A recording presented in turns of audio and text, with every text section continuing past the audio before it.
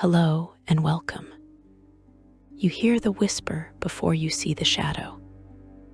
A deal struck in darkness, a blade sliding between ribs without sound, a lock that opens with practiced fingers while guards sleep their drugged slumber.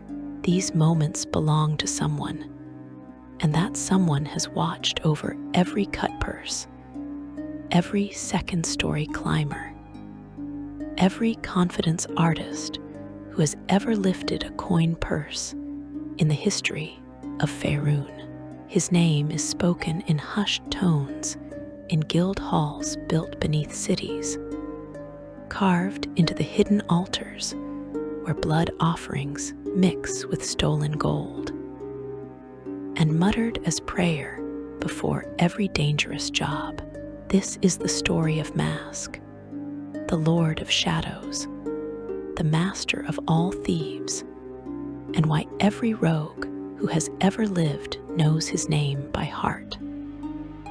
When you walk the streets of Waterdeep after midnight, when you slip through the alleys of Baldur's Gate with purpose in your step, when you feel the weight of lock picks in your palm, and know that tonight's work will feed you for a month, you are walking in the domain of a god, not a god of righteous fury or healing light, not a deity who demands temples of marble and priests in golden vestments. Mask is different. He is the god of those who work in shadows, who make their living from the wealth of others, who understand that survival sometimes means taking what you need rather than asking permission. He is the patron of thieves, the master of assassins, the divine protector of every rogue who has ever existed. Understanding Mask requires understanding the nature of divinity itself in the worlds of Dungeons and Dragons. The gods are not distant, theoretical beings debated by philosophers in ivory towers.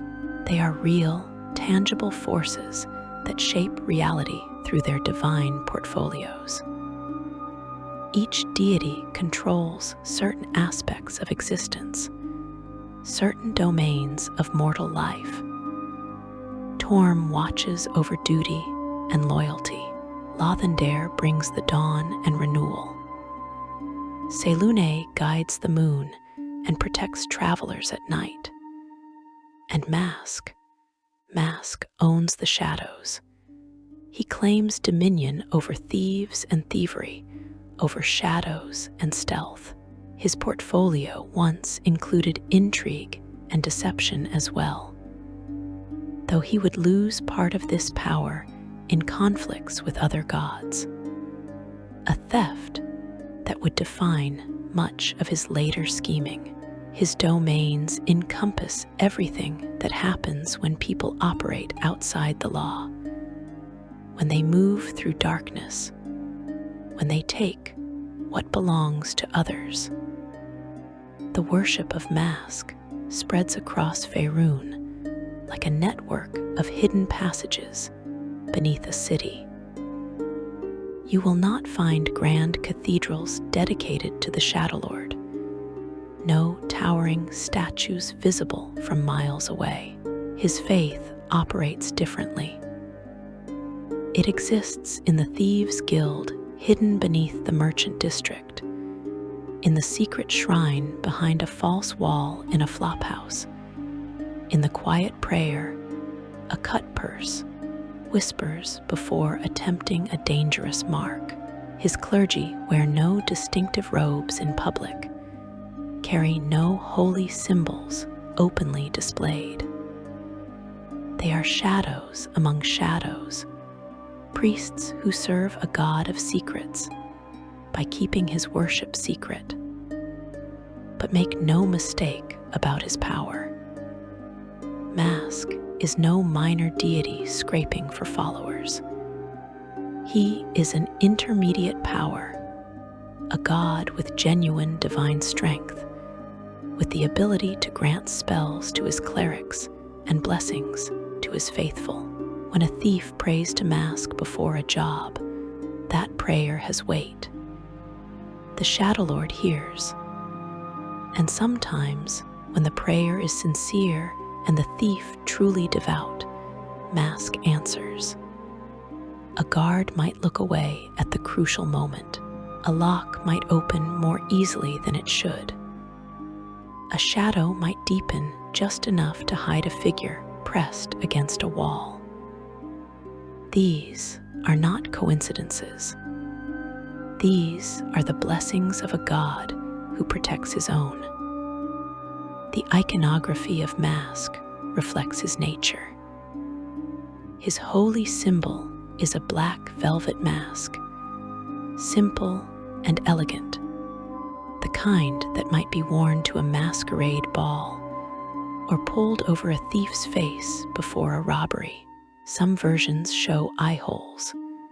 Others are completely blank, representing the anonymity that thieves prize above almost everything else. In artwork and temple decorations, Mask appears as a lithe man wrapped in dark, swirling garments that seem to be made of shadow itself.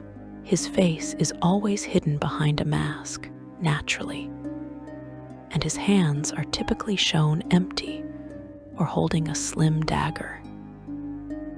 Everything about his appearance emphasizes stealth, secrecy, and the ability to move unseen. His titles tell you everything you need to know about how he is perceived.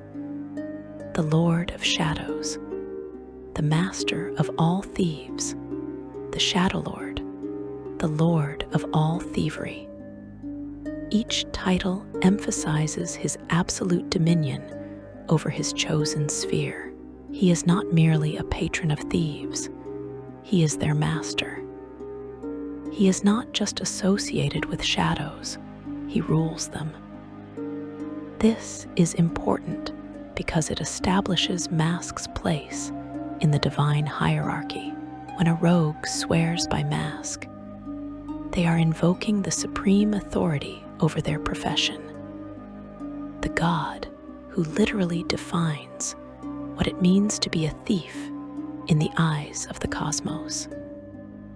The origins of Mask stretch back into the ancient history of the Faerunese pantheon, back to times when the gods themselves were establishing their domains and fighting for position among the divine powers.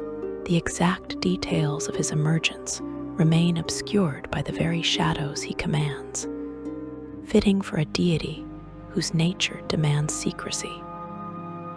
Based on what we know from ancient texts and divine histories, we can assume Mask has existed as the god of thieves for as long as Faerun has had organized civilization.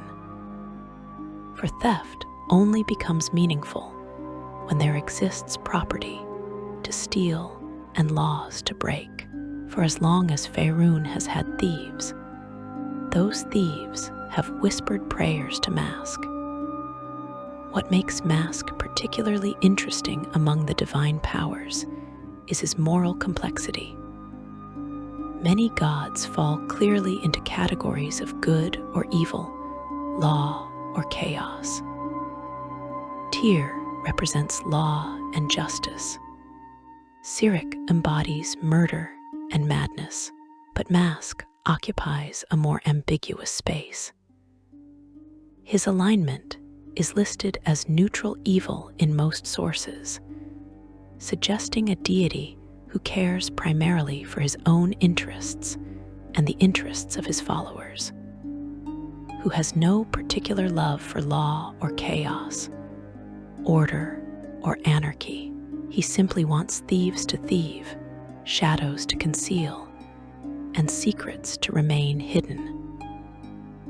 This makes him appealing to a wide range of rogues, from the idealistic Robin Hood types who steal from the wealthy to help the poor, to the cold-blooded assassins who kill for coin, to the simple cut purses trying to survive another day in a harsh world. The relationship between Mask and his followers operates on principles of mutual benefit rather than abstract devotion. A paladin serves Torm out of genuine belief in justice and righteousness. A cleric of Lothendare embraces the dawn because they truly believe in renewal and hope. But a rogue who prays to Mask typically does so for practical reasons. They need the Shadowlord's blessing to succeed at their dangerous profession. They seek his protection from guards and rivals.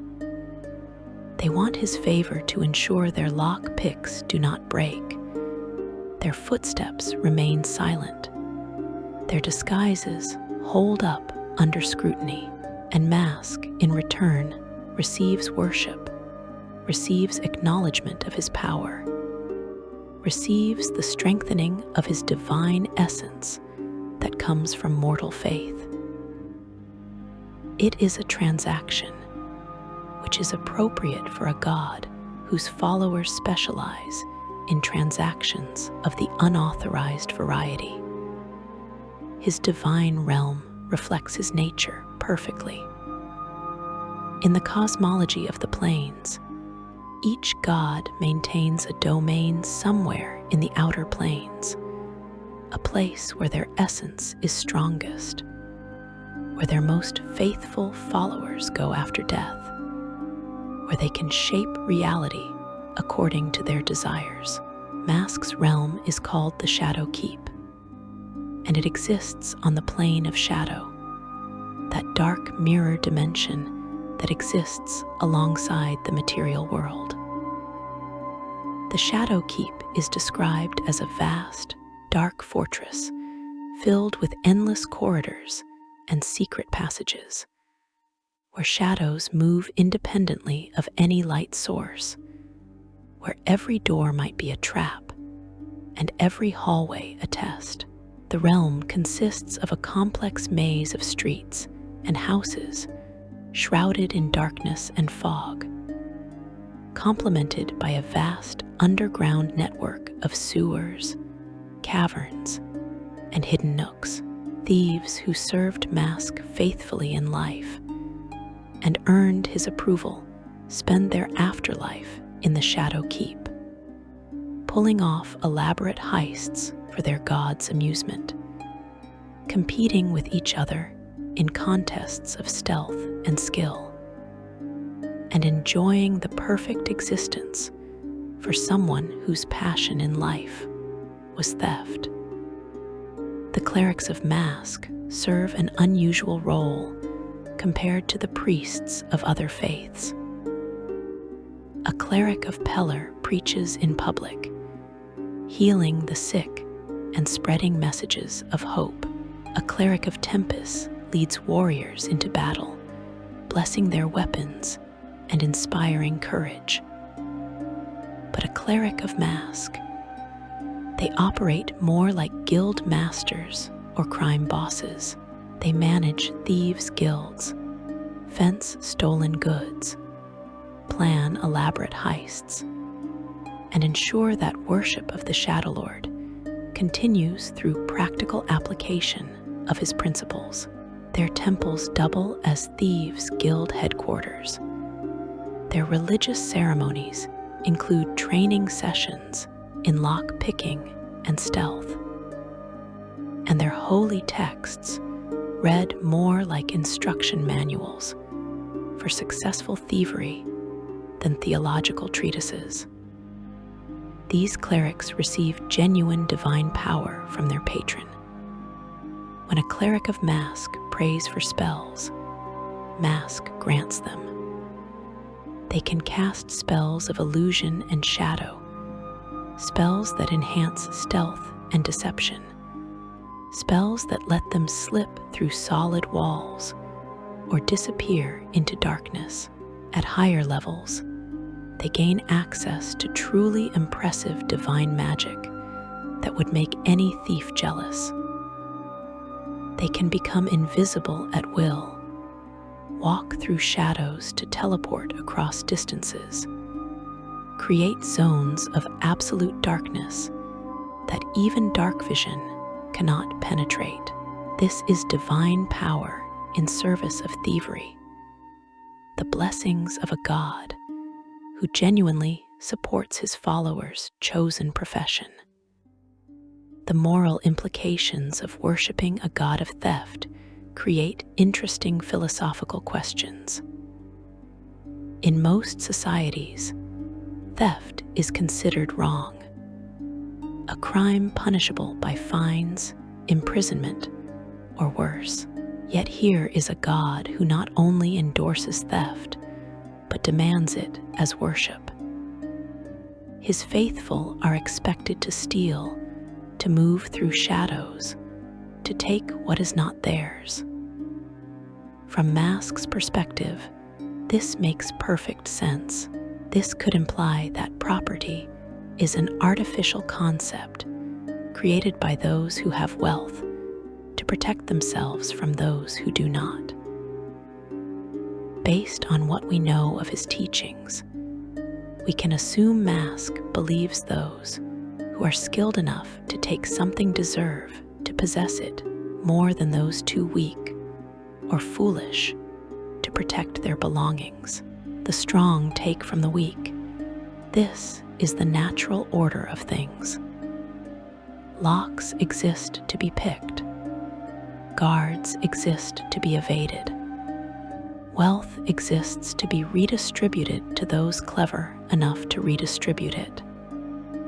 This philosophy attracts certain types of individuals, not just criminals, though certainly many criminals pray to Mask out of habit or tradition, but also people who genuinely believe in freedom from oppressive laws, who see theft as a form of rebellion against unjust power structures, who view their skills as legitimate talents deserving of divine recognition. A young woman who grew up starving in the slums and learned to pick pockets to survive might genuinely see Mask as her savior, the God who blessed her with the skills to keep herself alive. A man who steals from corrupt nobles to fund an underground resistance might view his thefts as holy acts, blessed by the Shadow Lord himself. Mask accepts all of them, as long as they are skilled, as long as they respect the craft of thievery, as long as they acknowledge his supremacy. The relationship between Mask and the various thieves' guilds across Faerun deserves particular attention. These organizations, which operate in virtually every city of significant size, function as the primary institutional structure for Mask worship. In Waterdeep, the Shadow Thieves control much of the criminal underworld. In Athkatla, another branch of the Shadow Thieves holds power. In Baldur's Gate, multiple guilds compete for dominance. In Luskan, the thieves answer to the High Captains. Each of these organizations maintains some form of connection to Mask, whether through official clerics who lead them, through altars and shrines hidden in their headquarters, or through simple tradition and prayer before dangerous work. The guilds serve multiple purposes beyond mere criminal enterprise. They train new thieves, teaching the skills necessary for survival in a dangerous profession. They provide protection, ensuring that guild members are not randomly arrested or executed without the guild attempting to intervene. They establish territories and rules, preventing the kind of chaotic free-for-all that would attract too much attention from authorities. And they maintain the worship of Mask, ensuring that new generations of thieves grow up knowing the Shadow Lord's name, understanding his power, and offering him the prayers and tributes he requires. Section 2. The prayer in every shadow. The relationship between organized crime and organized religion takes on a unique character when the deity in question actually endorses the crimes being committed.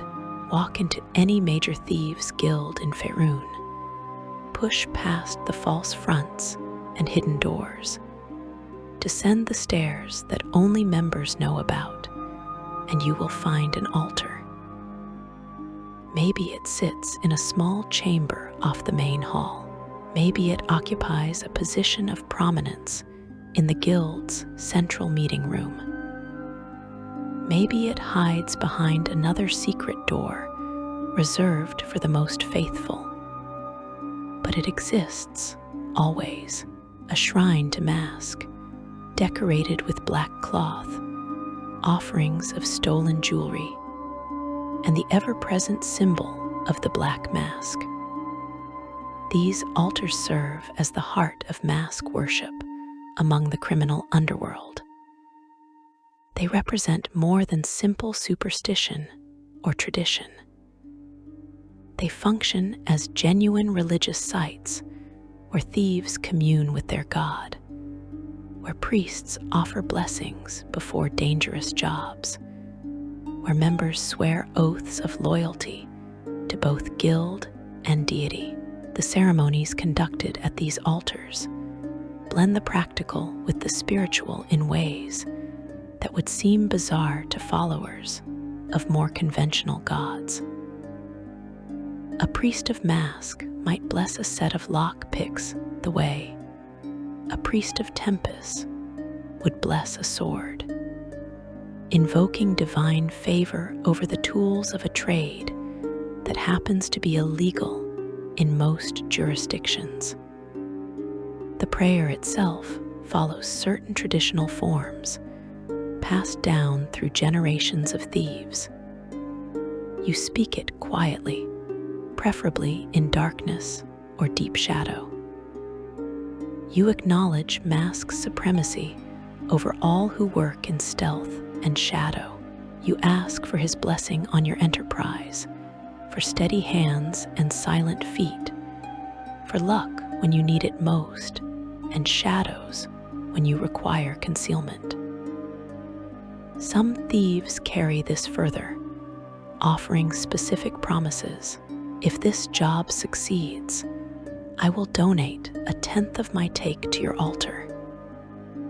If you protect me from the guards tonight, I will recruit new followers in your name. If you guide my blade true, I will eliminate one of your enemies based on what we know of his nature. Mask appears to appreciate concrete offerings and specific vows more than abstract devotion. The nature of these offerings reveals much about how thieves conceptualize their relationship with the divine. A farmer might offer Chantia the first fruits of his harvest, thanking her for the abundance she provided. A warrior might dedicate captured enemy banners to Tempest, honoring the war god with symbols of victory. But a thief offering tribute to Mask presents stolen goods, acknowledging that the theft itself was an act of worship. This could imply that the difficulty of the heist directly correlates with its value as worship. The more challenging the theft, the more valuable the item, the more dangerous the job, the more Mask appreciates the offering. A simple cut purse stealing copper coins from drunk merchants offers little to impress the Shadow Lord. but a master thief who infiltrates a noble's manor, bypasses magical wards, defeats trapped locks, and escapes with a legendary gem. That thief has performed an act of devotion worthy of divine notice. The shadow thieves of Am provide perhaps the best example of how thoroughly a thieves' guild can integrate worship of Mask into its organizational structure. This guild, which operates primarily from the city of Athkatla, but maintains branches throughout the region, functions simultaneously as a criminal enterprise and a religious order. New recruits undergo initiation ceremonies that include prayers to Mask alongside training in guild procedures. Senior members hold titles that blend criminal hierarchy with religious significance. The guild maintains multiple shrines to the Shadow Lord throughout their territory, ensuring that every thief has access to divine blessing before undertaking dangerous work. The shadow thieves enforce their own code of conduct, a set of rules that governs behavior among guild members and defines acceptable conduct for those who claim to follow Mask. First, among these rules, never steal from another guild member. The property of fellow thieves remains sacred, protected by both guild law and religious principle. This suggests that Mask favors those who show loyalty to their companions in shadow. A thief who robs another thief has betrayed not just their guild, but their god. Such betrayals result in severe punishment, ranging from expulsion to execution, depending on the severity of the offense and the guild's current mood. Second, respect the craft. Sloppy work, crude smash-and-grab robberies, random violence that brings unwanted attention from authorities. These offend Mask because they demonstrate lack of skill and artistry. The Shadow Lord appreciates elegance, precision, and careful planning. A perfect heist where no one knows anything was stolen, until days later pleases Mask far more than a clumsy burglary that leaves bodies and broken doors. This principle elevates thievery from mere crime to art form, from simple property redistribution to genuine craft worthy of divine patronage. Third, shadows protect the faithful. This means thieves should help each other when possible, should maintain networks of safe houses and friendly contacts, should intervene when fellow guild members face unjust persecution, not out of abstract altruism, but out of recognition that survival in a dangerous profession requires cooperation. The guards outnumber any individual thief. The law possesses resources that no single criminal can match, but a well-organized guild, united in worship of their patron deity, can face these threats and thrive. Based on what we know of guild practices, Mask blesses those who understand that strength comes from organization and mutual protection.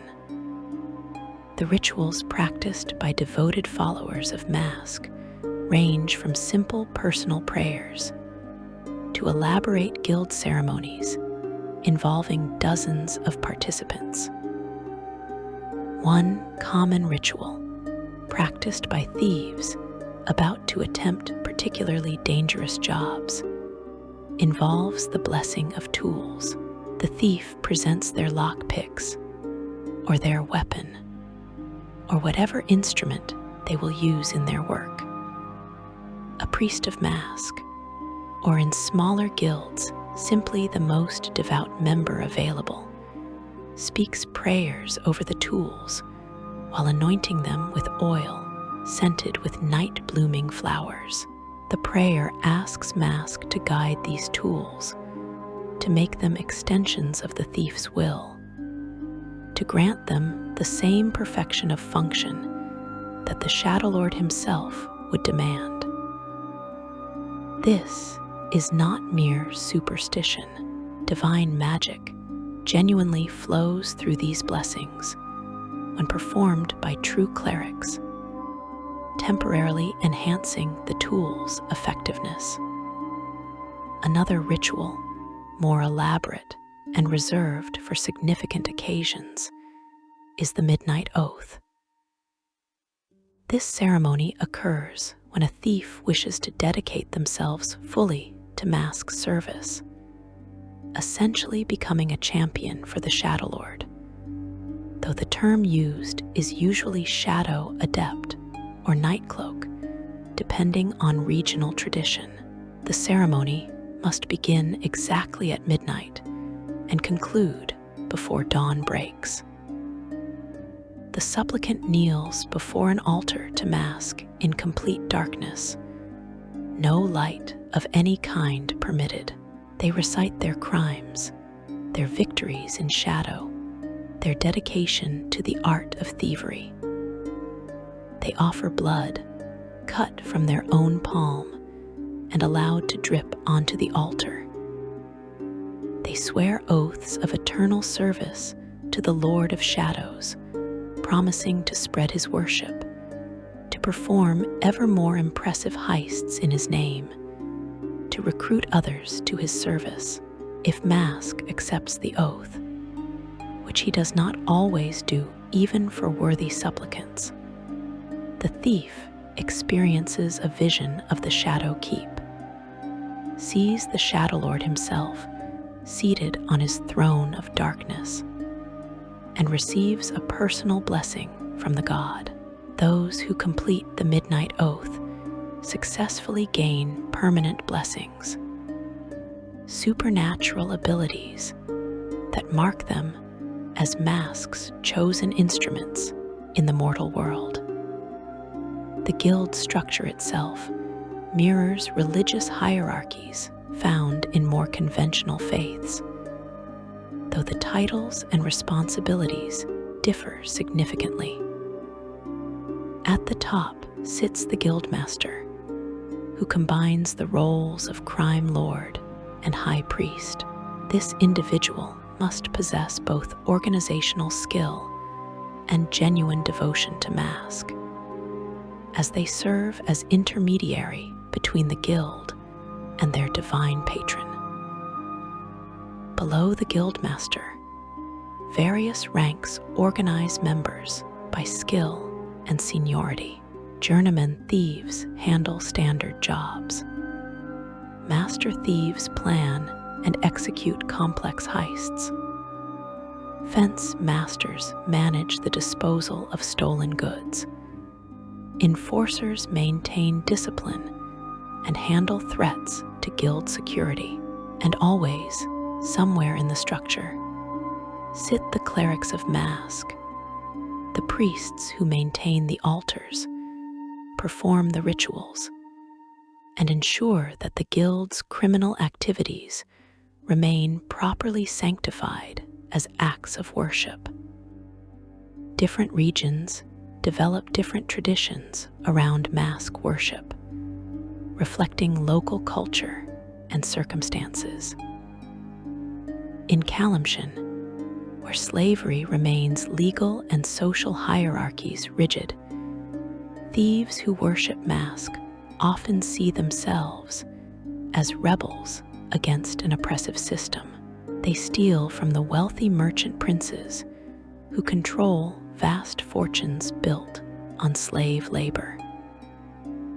They free slaves when opportunities present themselves, viewing such acts as blessed by the Shadow Lord because they strike against established power. The prayers offered to Mask in Kalimshan emphasize freedom and rebellion, alongside the traditional appeals for successful thievery.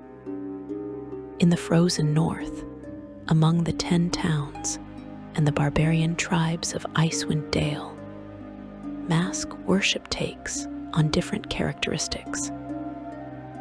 Here, where survival itself requires taking what you need from a harsh environment, thievery becomes less about art and more about necessity. The prayers offered to Mask emphasize survival, protection from the cold and from monsters, and the ability to acquire necessary supplies when trade proves impossible. Northern thieves view Mask as a god of practical cunning, appreciating him less for shadows and intrigue, and more for the simple fact that he helps people survive in difficult circumstances. The cities of the Sword Coast, particularly Baldur's Gate and Waterdeep, host the most sophisticated Mask worship in Faerun.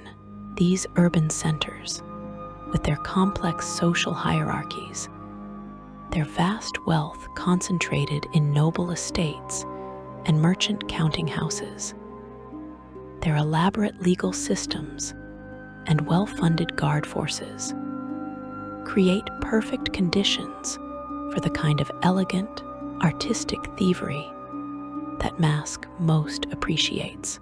The guilds here compete in demonstrating their devotion through increasingly impressive heists, stealing famous artifacts from heavily guarded locations, robbing the vaults of powerful magical organizations, lifting ceremonial treasures during major festivals.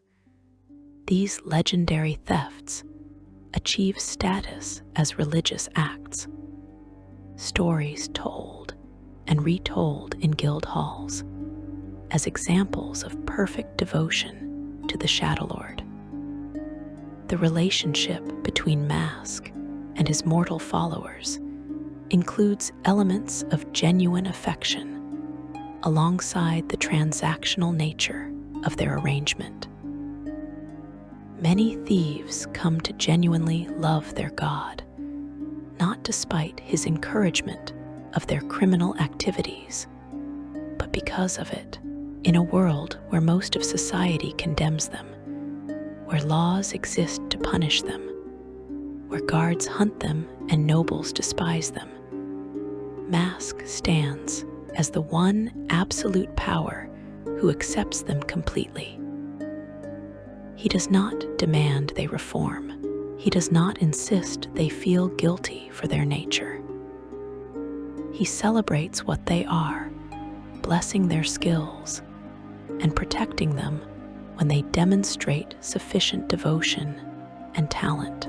For someone who has spent their entire life being told they are wrong, bad, criminal, having a god say you are exactly what you should be, and I am proud of you, creates powerful emotional bonds. This emotional component explains why many thieves remain devoted to Mask, even when more lucrative opportunities present themselves. A talented thief could potentially leverage their skills into legitimate employment, could become a spy for a noble house or a security consultant for wealthy merchants. Some do exactly that. But many choose to continue in outright criminality, continue working with thieves' guilds, continue offering prayers and tributes to the Shadow Lord, because doing so provides meaning and belonging that mere money cannot replace. They are part of something larger than themselves, part of a tradition stretching back centuries, part of a faith that validates their existence and celebrates their talents. The festivals celebrated by masks faithful occur on nights of significance, particularly during the new moon when darkness reigns supreme. The Night of the Empty Hand, celebrated on the first new moon after winter solstice, commemorates a legendary theft from myth where Mask himself supposedly stole something from another deity. Guild members fast during the day. Then, after sunset, gather for a feast of food purchased with money stolen that very day. Each member must contribute something taken through their own skills to the feast. Those who fail to steal their share go hungry. A reminder that Mask favors the skilled and successful over the lazy or incompetent.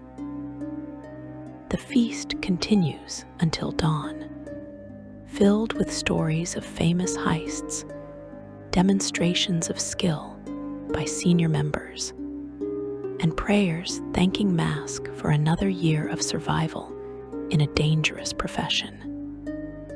The Shadow's Blessing, another important observance, occurs during the autumn equinox when day and night stand in perfect balance. This ceremony emphasizes the duality of Mask's nature, his role as both protector and challenger. Guild members challenge each other to contests of skill, picking specially prepared locks, moving through obstacle courses in darkness, identifying and bypassing traps. The winners receive blessings from the guild's priest and favorable assignments for the coming season. The losers face humiliation, but also motivation to improve their skills before the next Shadow's Blessing arrives. This could imply that Mask watches these contests with interest, occasionally granting visions or direct blessings to competitors who demonstrate exceptional talent or creativity. The code of silence maintained by Thieves guilds serves both practical and religious purposes. Practically, refusing to inform on fellow guild members protects the organization from law enforcement, but religiously, silence represents devotion to Mask, God of secrets.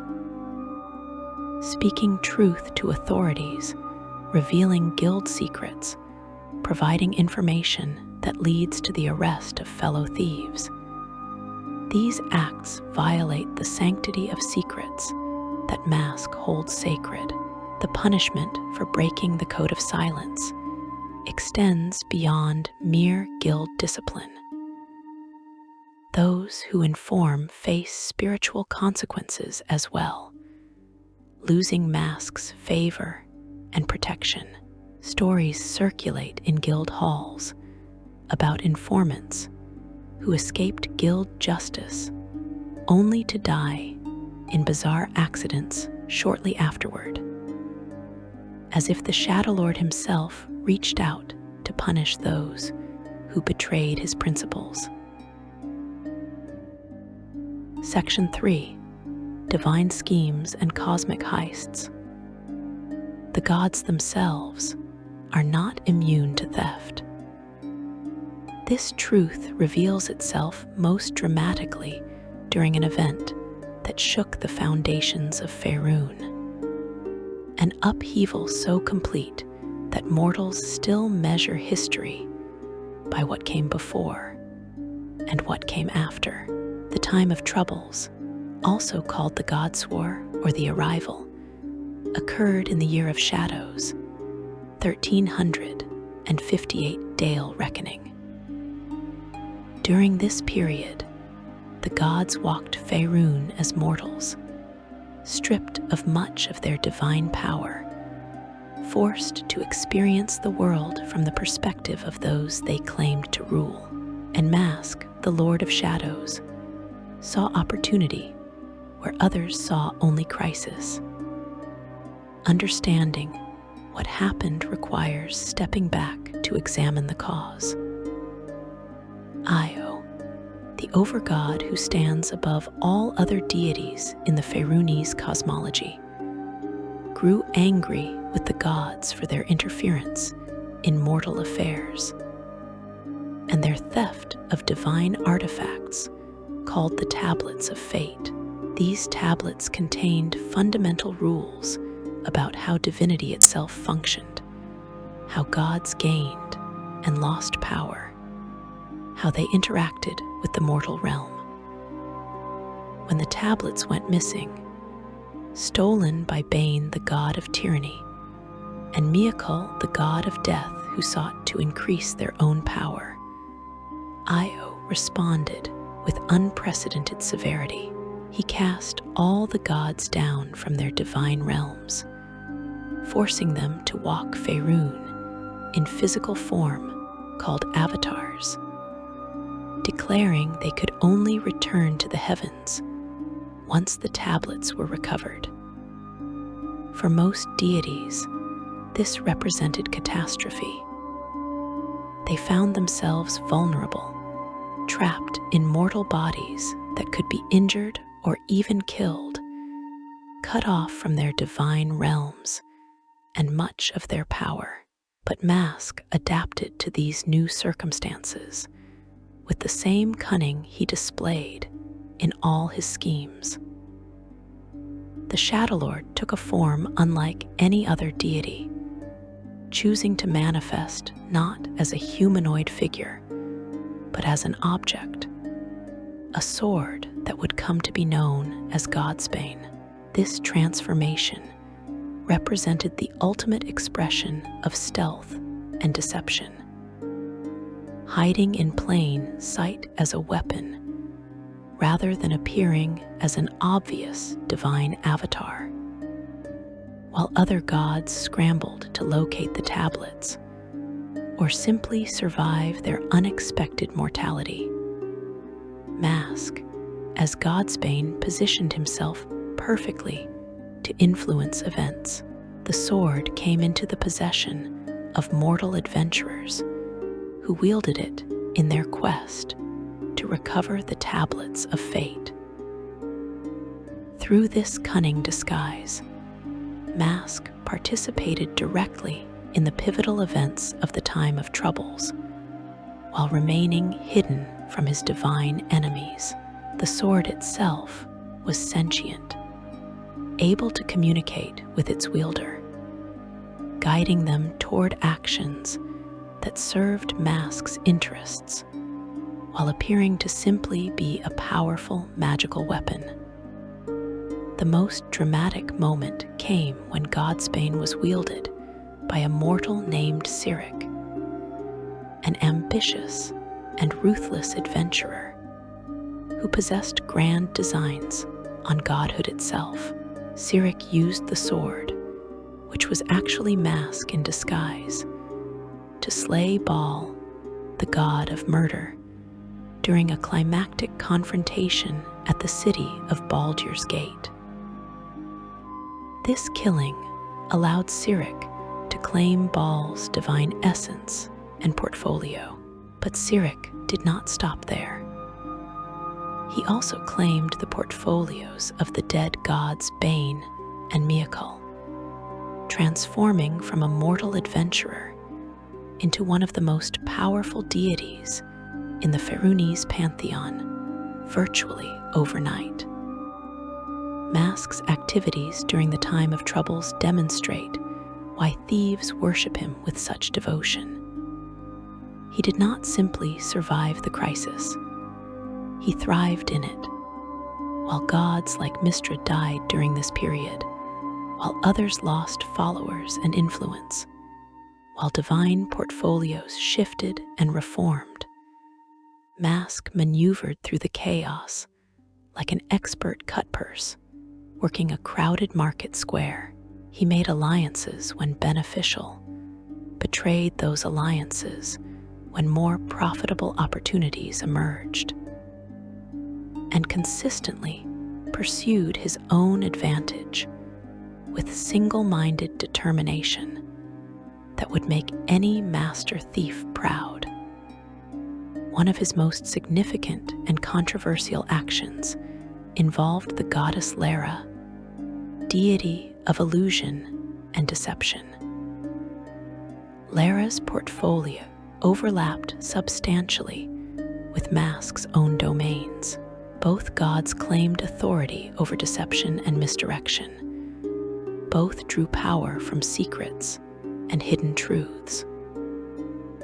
During the time of troubles, Mask entered into a pact with the newly ascended Cyric, seeing opportunity in the mad god's ambition and power. As part of this arrangement, Mask betrayed Lara to Cyric, revealing her location and perhaps her vulnerabilities. Cyric then killed Lara and absorbed her divine essence, claiming her portfolio of illusion and deception as his own. This betrayal served multiple purposes for Mask. It eliminated a rival whose portfolio competed with his own domains. It created a debt that Cyric owed him, establishing a relationship the Shadow Lord could exploit, and it demonstrated to all the divine powers that Mask remained a force to be reckoned with, a deity capable of engineering the death of another god, even while trapped in the form of a sword. The move was calculated, ruthless, and perfectly in character for a god whose mortal followers make their living through betrayal and theft. But alliances with the mad are dangerous, and Mask would learn this truth painfully. After the time of troubles ended and the gods returned to their proper places in the heavens, Cyric began consolidating his newfound power. He had absorbed the portfolios of murder, tyranny, death, illusion, and deception, making him one of the most powerful evil deities in existence. And Cyric, paranoid and driven increasingly insane by the cursed sword Godsbane, which he continued to wield, and which still contained a fragment of Mask's essence, began to see threats everywhere. He viewed Mask as a rival who needed to be neutralized before the Shadow Lord could threaten his position. In a move that would define their relationship for centuries, Cyric stole the intrigue portfolio from Mask. This was divine theft on a grand scale. One god forcibly claiming a portion of another god's power and authority.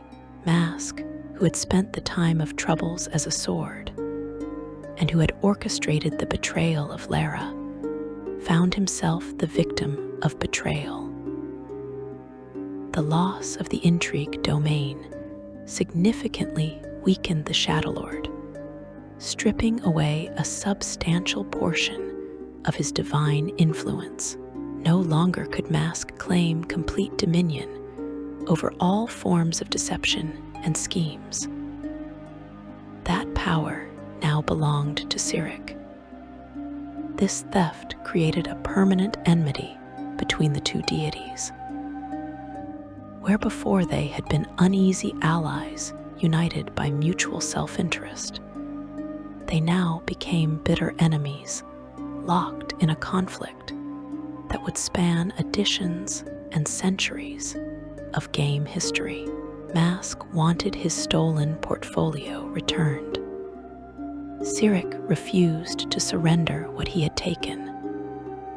The conflict played out through mortal proxies as much as through direct divine confrontation. Cyric's murderers hunted Mask's thieves. Mask's spies infiltrated Cyric's cults, seeking weaknesses and opportunities for revenge. The scope of divine conflict dwarfs anything mortals can truly comprehend. Battles where a single blow might level a city, and where victories or defeats can fundamentally alter how reality functions. One of the most dramatic confrontations occurred when Cyric, in his madness, attempted to steal the worship of all other gods by writing a book called the Cyrenaicaid that magically compelled anyone who read it to worship him exclusively. This represented an existential threat to every deity in Faerun, including Mask. If Cyric succeeded, if the Cyrenaicaid spread widely enough, every god would lose their followers, and therefore their power. The deities would effectively starve to death as their worship dried up. This could imply that such a weapon threatened the very fabric of the divine order itself.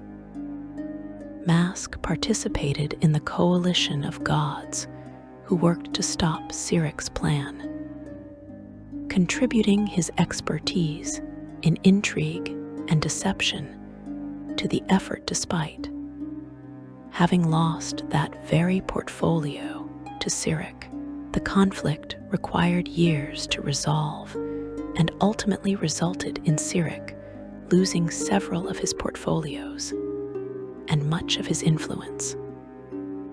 The other gods, recognizing that Cyric had become too dangerous and unstable, stripped away some of his stolen power and redistributed it among more reliable deities.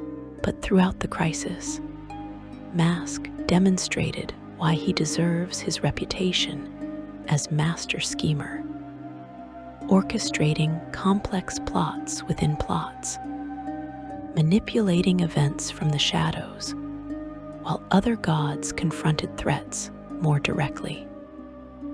The conflict with Shar, goddess of darkness and loss, reveals different aspects of Mask's divine nature. Shar and Mask share certain superficial similarities. Both operate in darkness, both value secrets, both oppose the more law and light-focused deities of the Faerunese pantheon, but their fundamental philosophies differ dramatically.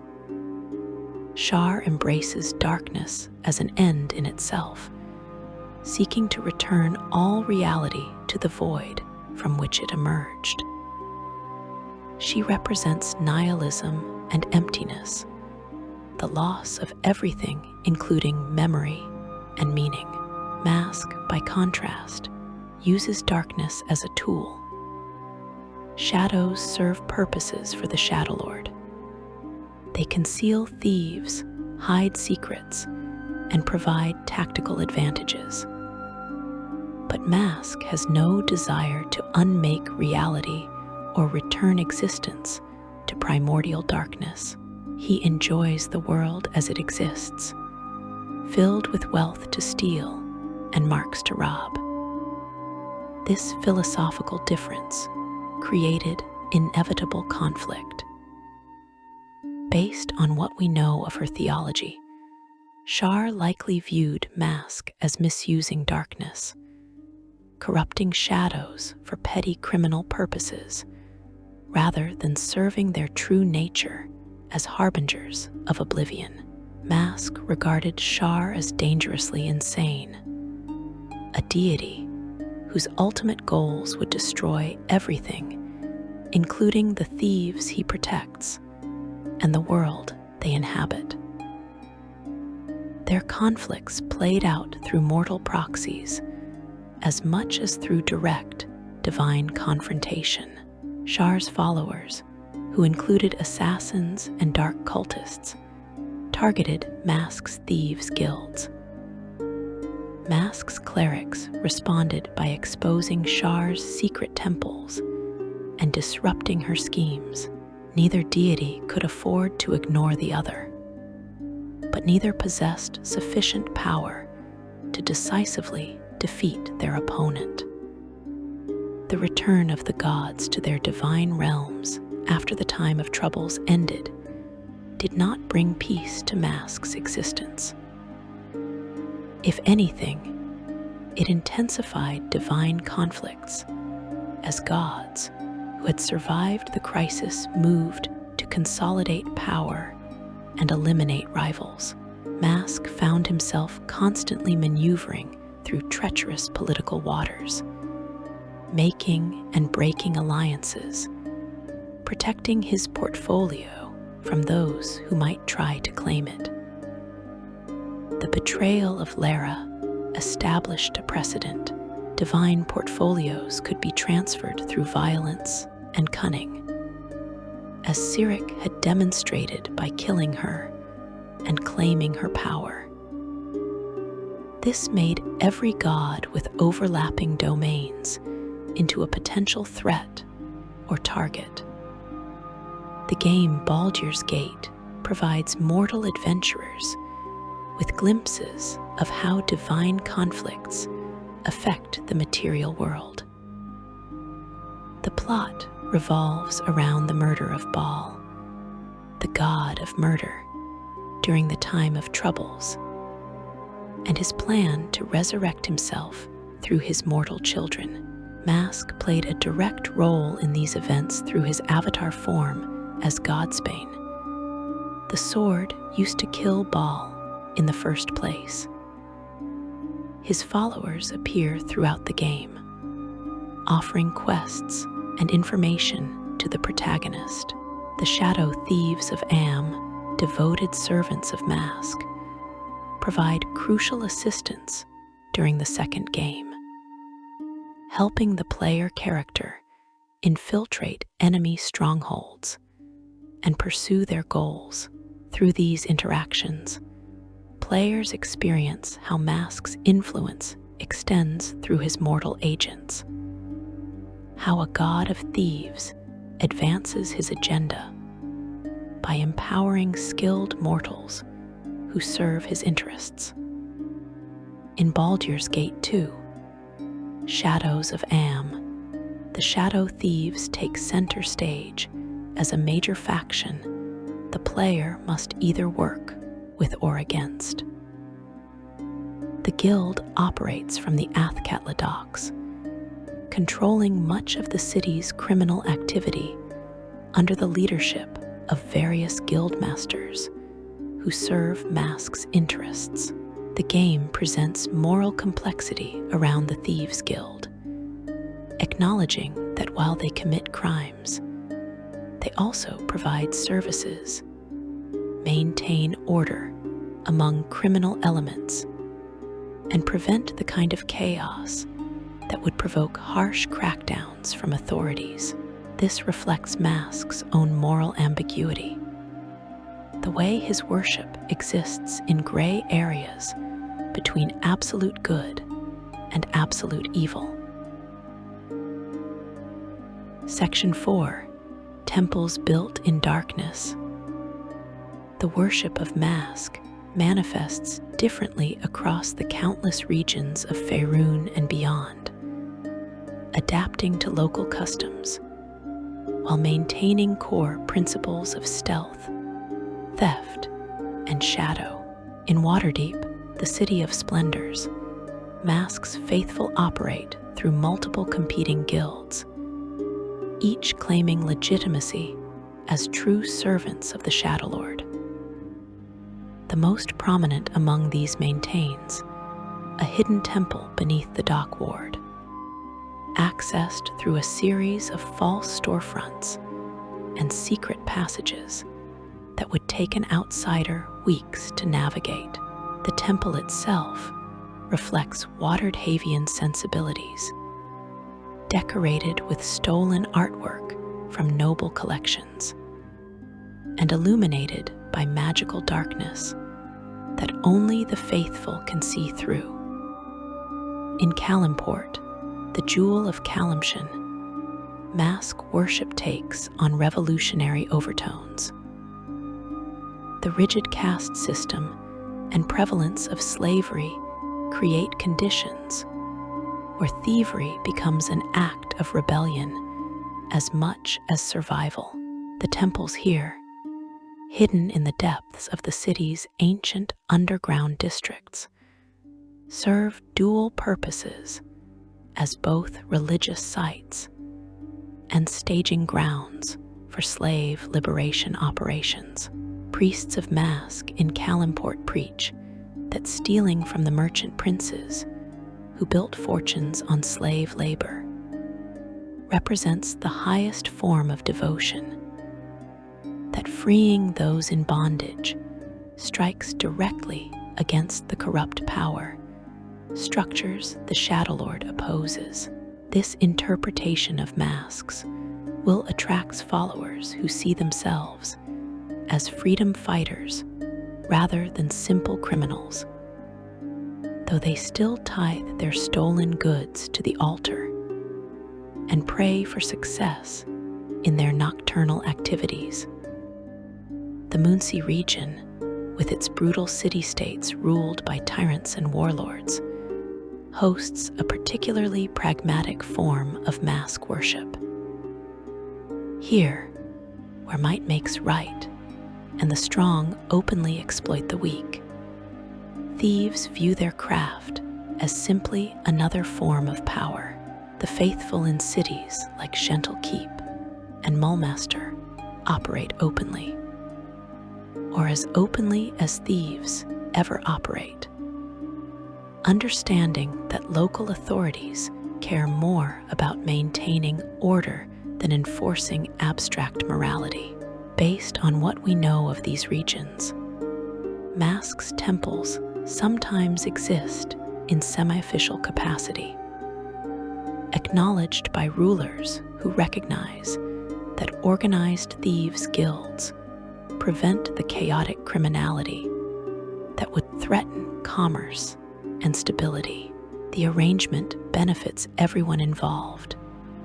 The guilds gain protection and legitimacy. The rulers gain a criminal underworld they can control and tax. And Mask receives worship from organized, professional thieves rather than desperate amateurs. The famous champions of Mask throughout history demonstrate the range of personalities attracted to the Shadow Lord's service. Drasic Riven stands among the most notable, a human assassin and master thief who served Mask with such devotion that the god granted him extraordinary powers. Riven bore the mark of the Shadow Lord, a physical manifestation of divine favor that marked him as Mask's chosen instrument. His story takes a remarkable turn in later editions, when following a series of events involving the Spell Plague and the apparent death of Mask, Riven himself ascended to divinity. This could imply that he either became the new Mask or merged with the god's remaining essence, effectively resurrecting the Shadow Lord through mortal devotion and divine will. Kessin Rel represents a darker aspect of Mask's champions, a mortal who gained immense power through serving the Shadow Lord, but ultimately pursued his own agenda. His story demonstrates that Mask's relationship with his followers, while strong, does not guarantee eternal loyalty. Even the most devoted servant might eventually choose their own path over their god's wishes, especially when they accumulate enough power to believe they no longer need divine protection. This tension between independence and devotion runs through much of Mask's mythology, reflecting the nature of rogues themselves, who value freedom above almost everything else. The sacred artifacts associated with Mask embody his domains of shadow, stealth, and thievery. The shadow gem stands among the most powerful, a dark crystal that grants its wielder the ability to manipulate shadows as if they were solid objects, to step through darkness and emerge elsewhere, to cloak themselves in absolute concealment.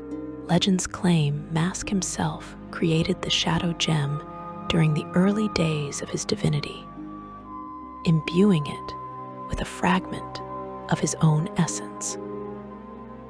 Those who possess the gem gain powers that approach the divine.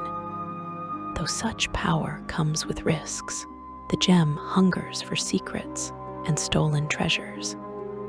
And based on stories told in thieves' guilds, wielders who fail to regularly feed it impressive thefts find the gem turning against them, draining their life force to sustain itself. The Cloak of Shadows appears in numerous tales, described variably as a single unique artifact or as multiple cloaks crafted by different high priests of Mask throughout history. Regardless of which interpretation holds true, the cloak grants its wearer supernatural stealth, the ability to become effectively invisible in any shadow, no matter how slight, and protection against divination, magic, that would reveal their location or identity. Master thieves seek these cloaks as ultimate tools of their trade, and many famous heists in Faeruni's history involved thieves wearing cloaks of shadows blessed by the Shadow Lord himself. The hidden temples of Mask scattered across Faerun follow certain architectural principles while adapting to local conditions. They are always difficult to find, protected by layers of misdirection, false entrances, and carefully maintained secrecy. The main worship space typically sits in darkness or near darkness, with illumination provided only by dim, shadowy light sources that create more shadows than they dispel. Altars are constructed from black stone or dark wood, draped in black silk or velvet, and decorated with offerings of stolen jewelry, coins, and valuable items. The symbol of the Black Mask appears throughout, carved into walls, woven into tapestries, and cast in metal to hang from ceilings where it can look down upon the faithful. Training facilities occupy significant portions of these temples, reflecting the practical nature of mask worship. Novice thieves learn their craft in rooms filled with practice locks of increasing complexity, walls designed for climbing, and obstacle courses that must be navigated in complete darkness. Senior guild members teach classes on lock picking, trap detection, stealth movement, and the art of disguise. This emphasis on practical skill development sets Mask's temples apart from most religious institutions, where a temple of Lathander focuses on prayer, meditation, and theological study. A temple of Mask functions more like a criminal academy, a place where devotion expresses itself through the perfection of techniques that happen to be illegal in most jurisdictions. The expansion of mask worship beyond Faerun into other campaign settings reveals the universal appeal of a god who protects thieves and celebrates those who operate in shadows. In Eberron, the continent of Corvair, hosts its own traditions of organized crime and thieves' guilds, though they typically venerate different deities from their own pantheon. However, travelers from Faerun have introduced mask worship to Eberron's underworld, and some guilds now maintain dual shrines, honoring both local gods of shadows and the Shadowlord himself. This suggests that Mask's appeal transcends specific campaign settings, that the fundamental concept of a deity who genuinely supports and protects criminals resonates across different game worlds. In Greyhawk, another major Dungeons and Dragons setting, deities with similar portfolios to Mask hold sway over thieves and rogues. Yet here too, Mask has gained followers through planar travelers and dimensional refugees who brought their faith with them. Small shrines to the Shadowlord appear in the criminal underworlds of major Greyhawk cities, tended by expatriate priests from Faerun who maintain traditional forms of worship while adapting to local conditions. These cross-setting appearances of mask worship demonstrate how the concept of a thieves' god proves universally applicable regardless of specific cosmological details. The relationship between Mask's clergy and secular thieves' guilds creates interesting organizational dynamics. In some cities, the clergy directly control the guilds, with high priests serving simultaneously as guildmasters. In others, the religious and criminal hierarchies remain separate, but closely allied, with guild leaders consulting priests on major decisions and priests relying on guild resources for temple maintenance and protection.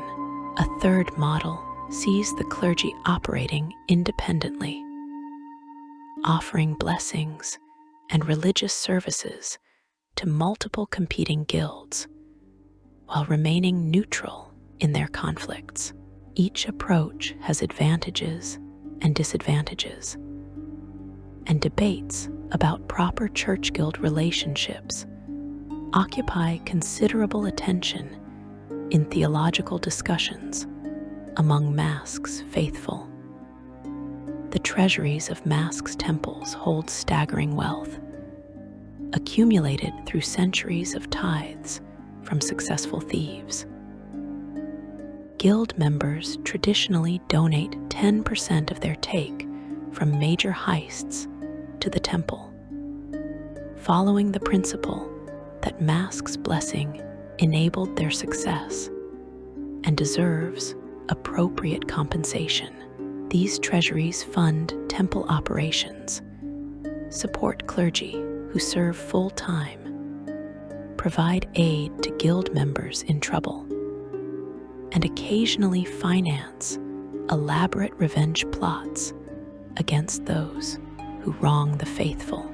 The irony of thieves amassing vast hoards that they then protect from other thieves is not lost on Mask's worshippers, who appreciate the humor in becoming that which they normally prey upon.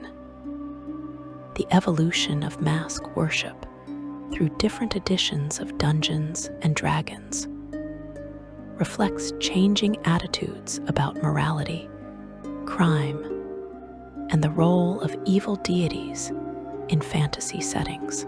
Earlier editions presented Mask more straightforwardly as an evil god whose worship enabled and encouraged criminal behavior.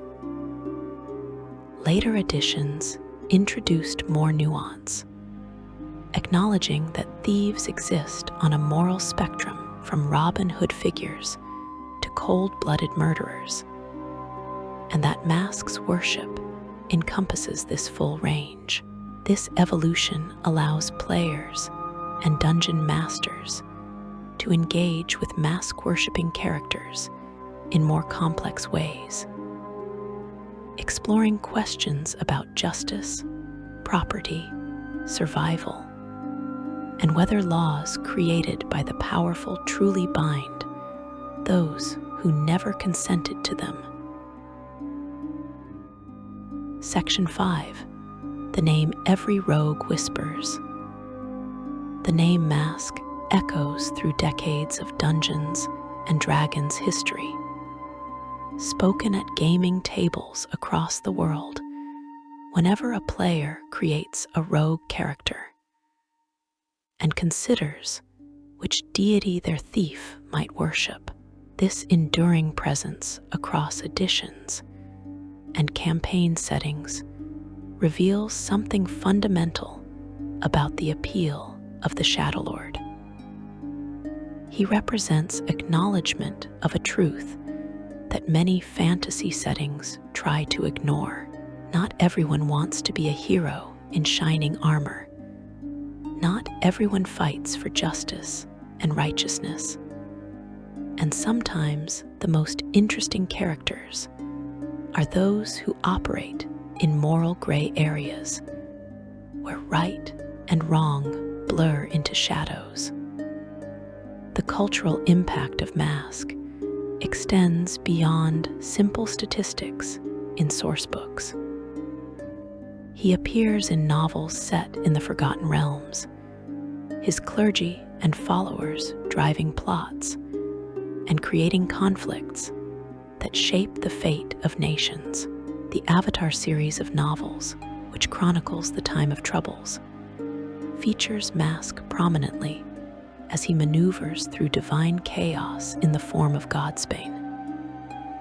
His betrayal of Lara, his complex relationship with Cyric, and his ultimate survival when many other gods perished establish him as a deity with genuine narrative weight, not merely a mechanical option for player characters, but a force that shapes the setting's history. Players connect with Mask for reasons both practical and philosophical. On the practical level, worshipping the god of thieves makes perfect sense for rogue characters. The mechanical benefits, access to appropriate spells and divine favor, alignment with character concept, all support choosing Mask as a patron deity, but the connection goes deeper than game mechanics.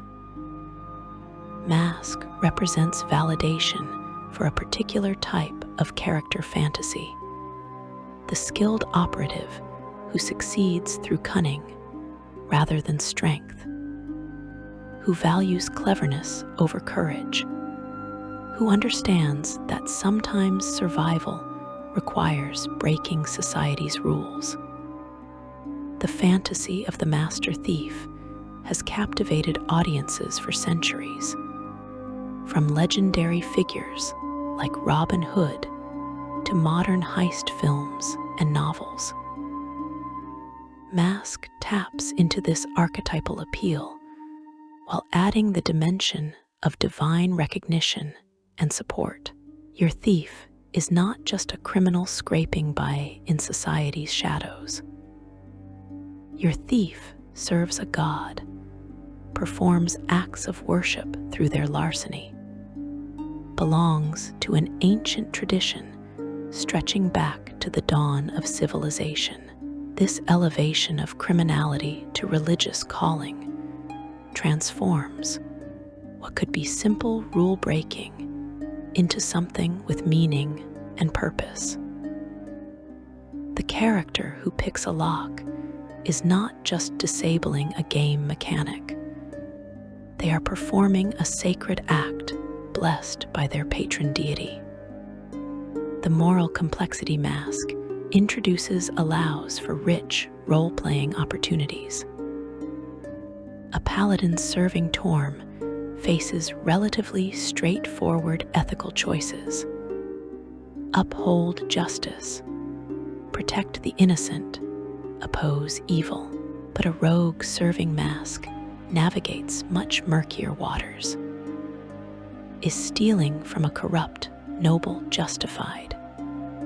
Does mask approve of murdering guards who are simply doing their jobs? How does one balance loyalty to fellow thieves against personal survival when those interests conflict? These questions lack simple answers, and exploring them creates memorable character moments and party dynamics that pure good versus evil conflicts cannot match. The stories told about mask in thieves' guilds across Faerun serve multiple purposes. They entertain, certainly, providing rogues with tales of legendary heists and famous criminals who achieved greatness in the Shadow Lord's service, but they also instruct, encoding lessons about proper thieving technique, guild loyalty, and appropriate devotion into narrative form that proves easier to remember than abstract principles. And they inspire, showing novice thieves what becomes possible when skill combines with mask's blessing. The story of the master thief who stole the crown jewels from beneath the king's nose. The tale of the assassin who walked through a fortress full of guards without detection. The legend of the guild that pulled off 12 simultaneous heists across a city in a single night. These narratives shape how thieves understand their craft and their god. One particularly enduring legend tells of a thief who attempted the impossible, stealing from Mask himself. According to the tale, this rogue of legendary skill grew arrogant, believing no lock could defeat them. No treasure lay beyond their reach. They prayed to Mask, asking for directions to the Shadow Keep, claiming they wished to worship there in person. Mask, either amused or insulted depending on which version you hear, granted the prayer.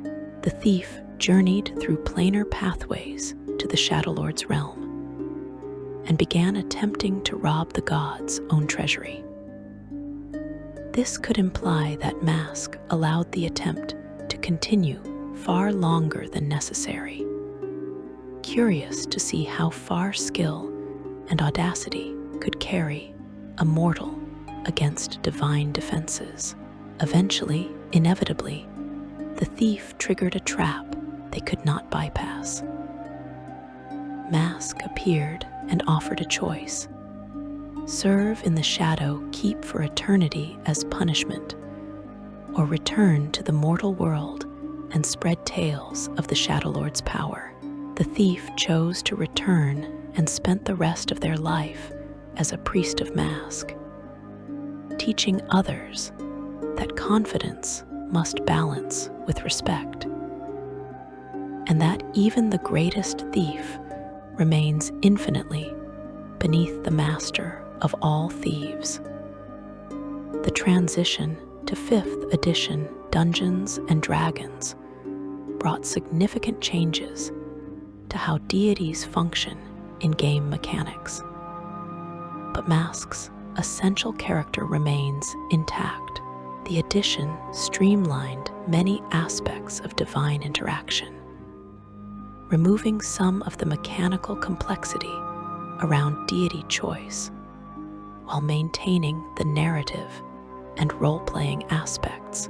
In 5th edition, Mask worship continues to appeal to rogue players seeking divine patrons, and dungeon masters use his clergy and followers as recurring villains or morally ambiguous allies, depending on campaign needs. The return of Mask after his apparent death during 4th edition events demonstrates the enduring demand for this particular deity. When the spell plague ravaged Faerun and the pantheon underwent massive reorganization, many gods died or merged with others. Mask seemingly fell victim to this divine restructuring. But player and designer attachment to the Shadow Lord proved too strong. Through the figure of Drasic Riven, who had served Mask faithfully for years, the god returned.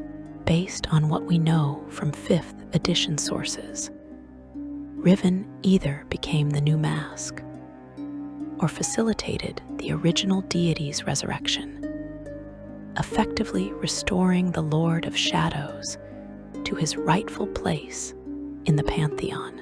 This resurrection demonstrates that some divine concepts prove too fundamental to permanently remove.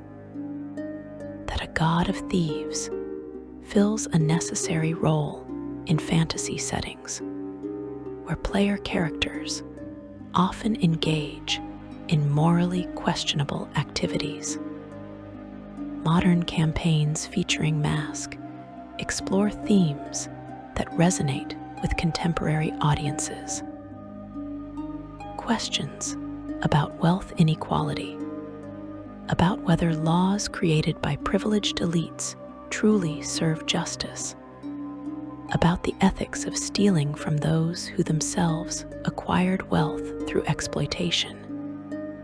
These issues map naturally onto Mask worship. A campaign might feature a thieves' guild that redistributes stolen wealth to the poor, genuinely believing they serve Mask's will by striking against corrupt power structures. Or it might present a guild that uses religious rhetoric to justify pure self-interest, showing how any ideology can be twisted to serve those who wield it. The flexibility of Mask as a concept allows dungeon masters to engage with these themes at whatever depth suits their table. The Shadow Lord's influence extends into multi-classing and character building options that 5th edition emphasizes. A warlock might pact with an entity connected to the plane of shadow, drawing power that echoes Mask's domains. A cleric rogue multiclass creates a character who splits devotion between religious service and criminal activity, embodying the tension at the heart of Mask worship. A shadow monk who venerates the Shadow Lord as the ultimate master of stealth combines martial arts with divine blessing. These mechanical expressions of Mask's influence allow players to create characters whose very abilities reflect their devotion. The community of Mask worshippers, both in-game and among players, maintains traditions and knowledge passed down through editions and decades of play. Veteran players remember how Mask functioned in 2nd edition, Advanced Dungeons and Dragons, how his clergy operated in 3rd edition supplements, how he disappeared and returned across 4th and 5th editions. This accumulated knowledge creates a sense of continuity, a feeling that worshipping Mask connects your character to a tradition larger than any single campaign or edition. The thief you play today joins a lineage stretching back to the earliest days of role-playing games, to the first rogue who ever knelt before a dark altar and whispered prayers to the Lord of Shadows. You sit at your table now, character sheet before you, deciding who your rogue worships and why. You could choose a god of freedom or chaos, a deity of trickery or night. But when you choose mask, you choose specificity. You choose a god who understands exactly what it means to be a thief, who appreciates the craft of lockpicking and the art of moving unseen, who protects those whose profession requires operating outside society's laws. You choose a god with history, with personality, with stories that span editions and settings. You choose the master of all thieves, the Lord of Shadows, the deity whose name every rogue knows, whether they worship him or not. The prayer you offer before your character attempts a difficult heist, connects you to fictional thieves across Faerun and real players across decades. The shadow that conceals you, the lock that opens under your picks, the guard who looks away at the crucial moment. These belong to Mask, and in that belonging, in that acknowledgement of the Shadow Lord's power, your character finds purpose and community. They are not alone in the darkness. They never were. Mask watches over every shadow, hears every whispered prayer, and remembers every theft performed with skill and artistry. So if you enjoyed learning about the master of all thieves, if this deep dive into the Lord of Shadows enhanced your understanding of Dungeons and Dragons lore, please like this video and subscribe to the channel. There are countless more stories to tell, endless depths of lore to explore, and the shadows hold secrets we have barely begun to reveal. Until next time, may your rolls be high, your locks easy to pick, and your shadows always deep enough to hide you when you need them most.